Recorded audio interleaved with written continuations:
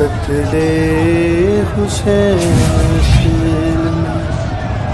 مرگ یزید ہے، اسلام زندہ ہوتا ہے ہر کربلا کے بعد۔ رب ذوالجلال کے بابرکت نام سے جو بڑا مہربان نہایت رحم و کرم والا ہے۔ محرم الحرام کے حوالے سے خصوصی ٹرانسمیشن کے ساتھ میں ہوں آپ کا ہوسٹ عاطف شریف، اور اس وقت ہمارے ساتھ موجود ہیں ابو بکر، جو کہ تلاوت کلام پاک سے اس ٹرانسمیشن کا آغاز کریں گے۔ ابو بکر، تلاوت کلام۔ اعوذ باللہ من الشیطان الرجیم، بسم اللہ الرحمن الرحیم، ألم تر كيف فعل ربك بأصحاب الفيل ألم يجعل كيدهم في تضليل وأرسل عليهم طيرا أبابيل ترميهم بحجارة من سجيل وجعلهم كعصف مأكول۔ آمنت بالله صدق اللہ العظیم۔ جزاک اللہ، سبحان اللہ۔ اسی کے ساتھ ہم اپنی نشریات کا آغاز کرتے ہوئے اگلے مرحلے کی طرف بڑھیں گے۔ اس میں ہمارے ساتھ موجود ہوں گے معروف کالمسٹ اور جرنلسٹ صحافی شہریار شوکت، جو کہ ہمیں محرم الحرام کی فضیلت اور برکت کے حوالے سے ہمارے ساتھ گفتگو کریں گے۔ الرحمن الرحیم، ابتدا ہے رب ذوالجلال کے بابرکت نام سے، درود و سلام رسول اور آل رسول پر، خدا راضی ہے اصحاب مصطفیٰ سے، تو میری بھی جاں قربان ہے یاران خیر الورا پہ۔ اس واقعے کے یا اس ماہ مبارک کے حوالے سے مولانا سرفراز صاحب نے ایک جامع گفتگو ناظرین کے سامنے رکھی، لیکن میں اس نشریات کی ابتدا سے ایک چیز جو نوٹ کر رہا تھا وہ یہ تھی کہ ذکر سیدنا حسین رضی اللہ تعالی عنہ کا ہو رہا ہے، لیکن اللہ رب العزت نے نسبت کیسی جوڑی کہ ہمارا جو ننھا قاری ہے اس کا نام ابو بکر ہے، تو ذکر حسین کا ہے، اور تقریب کے ابتدا سے پہلے تلاوت جس بچے نے کی اس کا نام ابو بکر ہے۔ تو یہی نسبتیں صحابہ اہل بیت کی آپس میں محبت کی اس دور میں بھی تھیں، اور الحمدللہ وہ اس دور کے اندر بھی ہیں۔ محرم الحرام اس مہینے کی عقیدت یا اس مہینے کی جو فضیلت ہے وہ جا بجا کتابوں کے اندر موجود ہے، علماء اسے بیان بھی فرماتے ہیں اور وہ ہم سے بہتر ہی اس چیز کو بیان کرتے ہیں۔ سب سے بڑی بات تو یہ ہے کہ یہ سال کا پہلا مہینہ ہے۔ حضرت عمر رضی اللہ تعالی عنہ نے جب کیلنڈر کا سسٹم شروع کیا تو محرم کو ہی پہلا مہینہ جو ہے وہ چنا گیا۔ بعد ازاں ہم یہ کہتے ہیں کہ سال کی یا اسلام کی تاریخ کی جو پہلی شہادت، مطلب اگر ہم شہادتوں کے سلسلے کو بیان کرنا شروع کریں نا، تو جب ہم اس کیلنڈر کو اٹھا کر دیکھتے ہیں تو سال کے پہلے ہی روز ہمیں پہلی شہادت مل جاتی ہے حضرت فاروق اعظم رضی اللہ تعالی عنہ کی۔ اور پھر سب سے اہم یہ ہے کہ 10 محرم الحرام کو حضرت موسیٰ علیہ السلام کو اور ان کی قوم کو فرعون سے نجات ملی، تو یہ اس دور کے اہل ایمان کے لیے یوم نجات بھی تھا اور یوم آزادی بھی تھا۔ پھر اس مہینے کے اندر ہی واقعہ کربلا ہے۔ حضرت حسین رضی اللہ تعالی عنہ اور ان کے اہل و عیال جو ہیں وہ باطل کے سامنے ڈٹ گئے، اور انہوں نے جو قربانی دی وہ قربانی رہتی دنیا تک ہمیں یہ درس دیتی ہے کہ ہم سب کا کام بھی وقت کے یزیدوں کے خلاف، ظالم حکمرانوں کے خلاف اور ان لوگوں کے خلاف ڈٹ جانا ہے جو کہ جنہیں ہم ایماندار نہیں سمجھتے، یا جو ہماری ریاست کے لیے، ہمارے ملک کے لیے، ہمارے دین کے لیے بہتر نہیں ہے۔ ان کے خلاف ڈٹ جانے کا ہی جو درس ہے وہ سیدنا حسین نے واقعہ کربلا میں دیا۔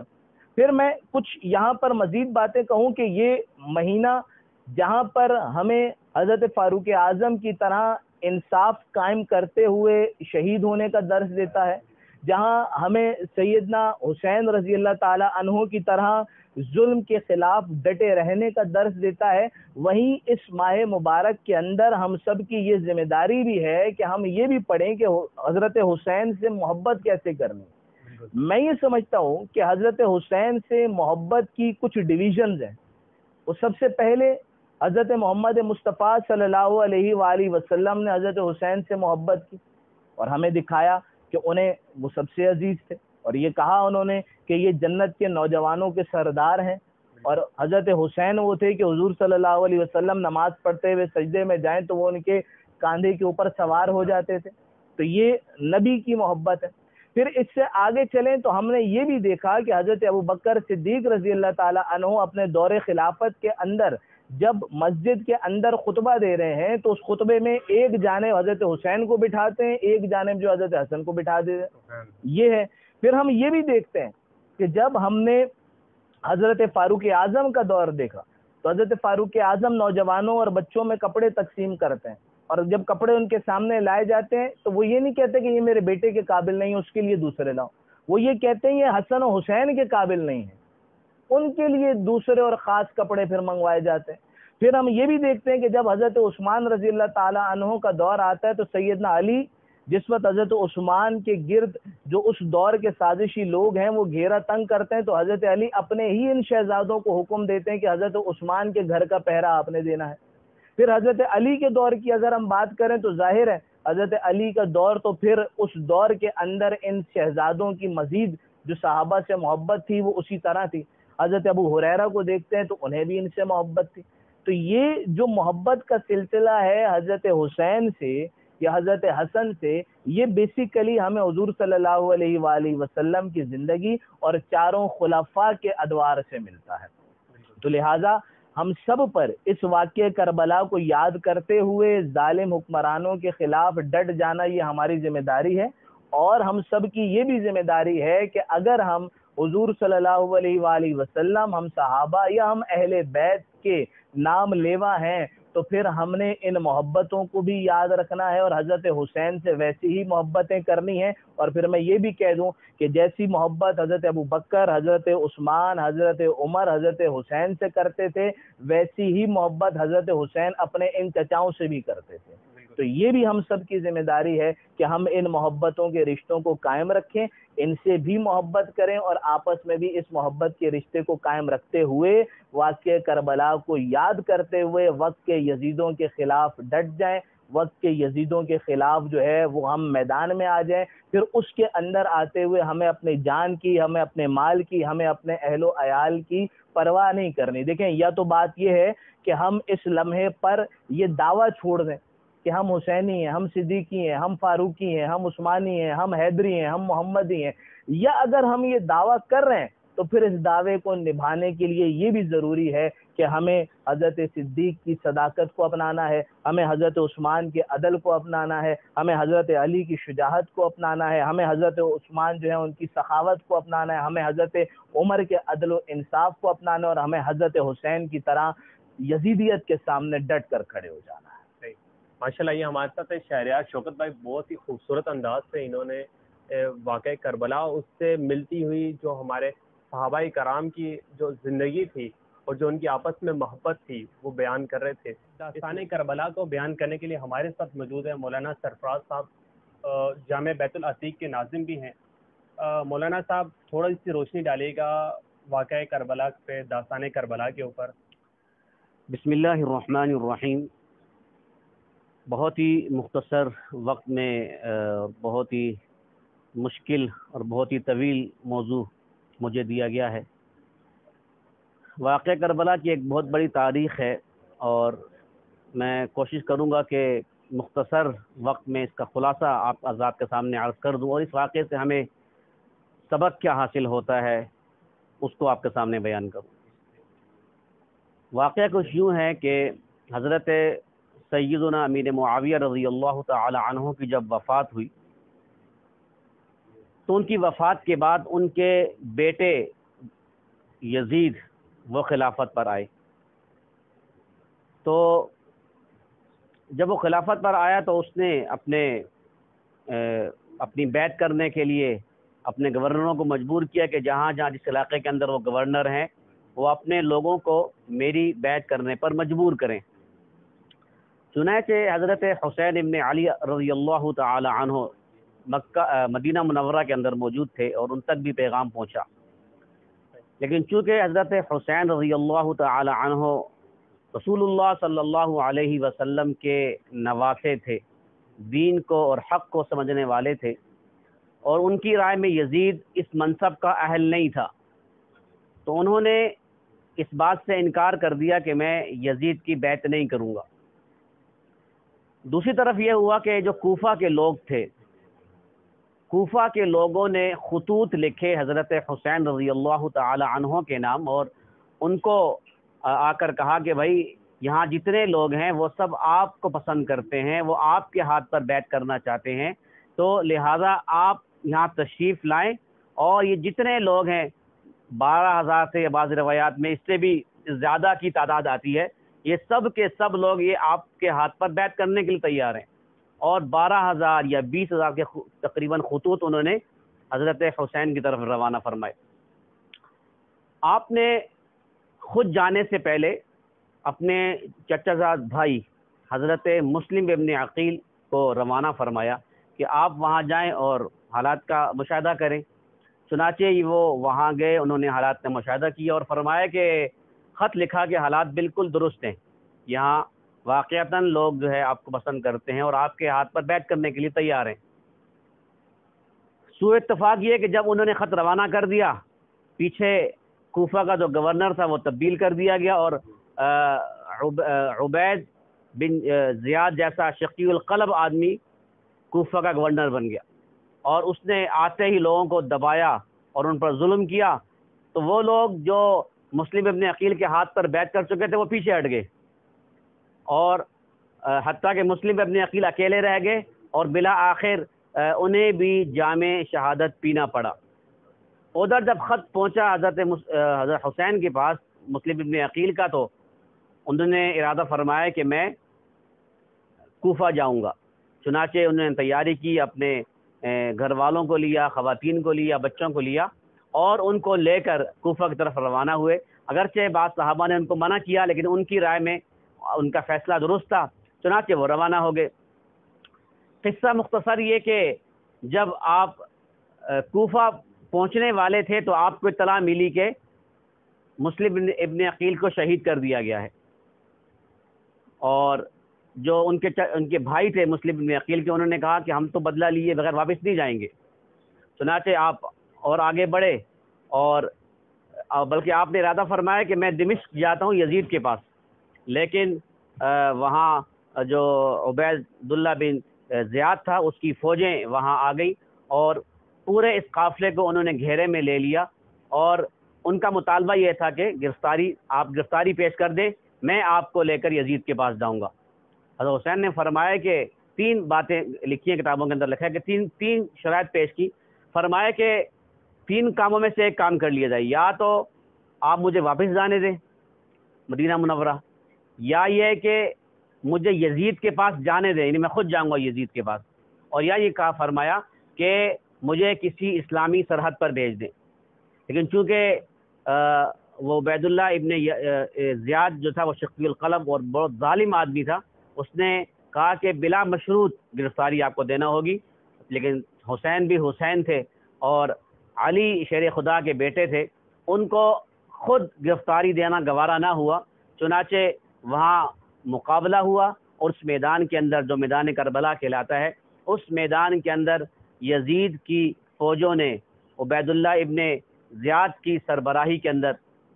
خانوادہ رسول اللہ صلی اللہ علیہ وسلم کے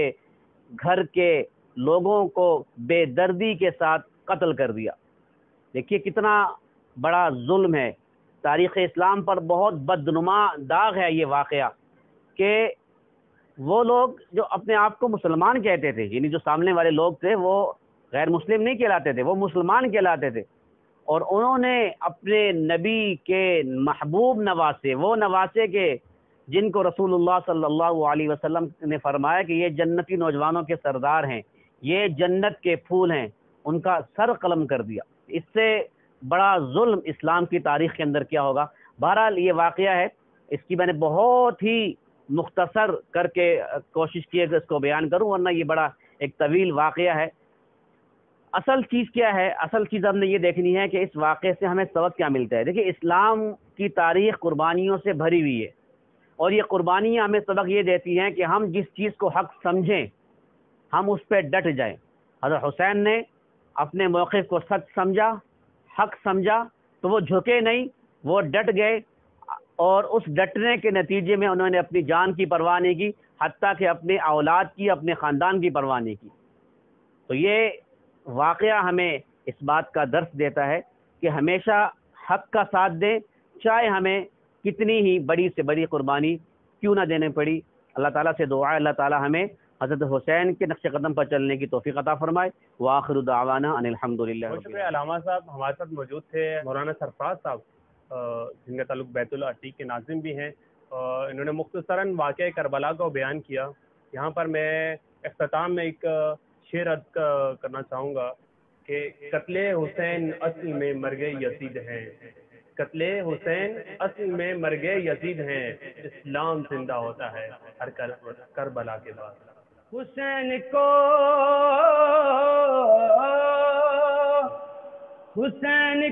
حسین مان لو،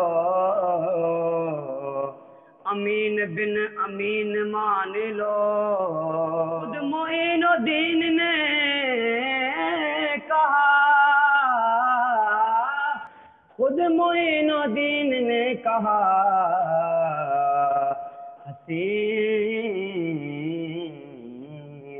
خود معین الدین نے کہا، حسین کو ہی دین مان لو،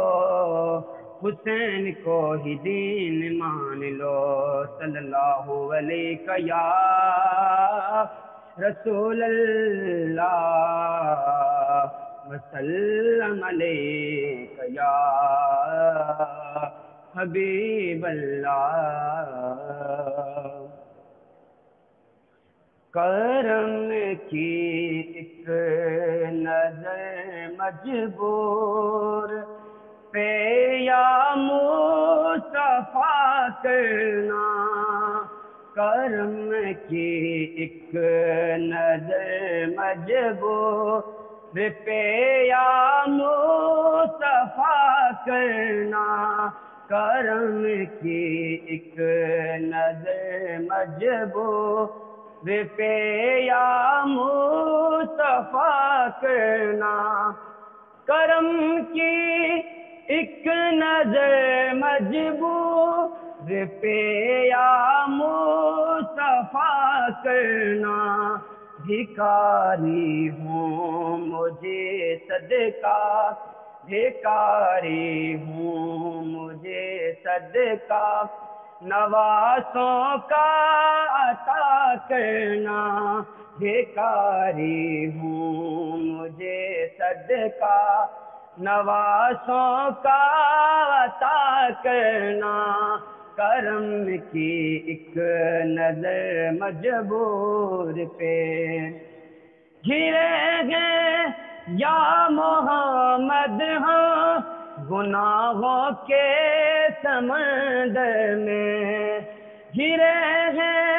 ہم یا محمد ہاں، گرے ہیں یا محمد ہاں گناہوں کے سمندر میں، سفینہ پار امت کا، سفینہ پار امت کا، حبیب کبریا کرنا،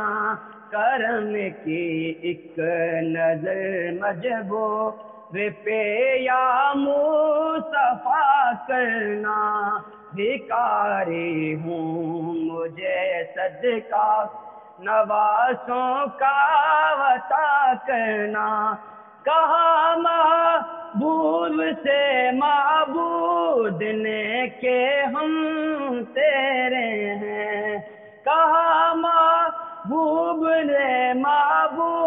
نے ہم تم کو دیکھیں گے، کہا محبوب سے معبود نے کہ ہم تجھ کو دیکھیں گے، ذرا اس میم کے پردے، ذرا اس میم کے پردے کو چہرے سے جدا کرنا، ذرا اس میم کے پردے کو چہرے سے جدا کرنا، کرم کی ایک نظر مجبور پہ یا مصطفیٰ کرنا، تیرے دل میں جو معراج عبادت کی تمنا ہے، تیرے دل میں جو معراج عبادت کی تمنا ہے، رسول اللہ کی چوکھٹ، رسول اللہ کی چوکھٹ پہ ایک سجدہ ادا کرنا، رسول اللہ کی چوکھٹ پہ ایک سجدہ ادا کرنا، بھکاری ہوں مجھے صدقہ نوازوں کا عطا کرنا، کرم کی ایک نظر مجبور پہ یا مصطفیٰ کرنا۔ سبحان اللہ، بھکاری ہوں مجھے در نوازوں کا صدقہ عطا کرنا۔ بہت ہی خوبصورت انداز میں شہباز نعت پیش کر رہے تھے۔ بہت شکریہ شہباز ہماری اس ٹرانسمیشن میں آنے کا، اور باقی جو مہمان ہیں ان کا بھی میں شکریہ ادا کروں گا کہ انہوں نے اس ٹرانسمیشن میں آئے۔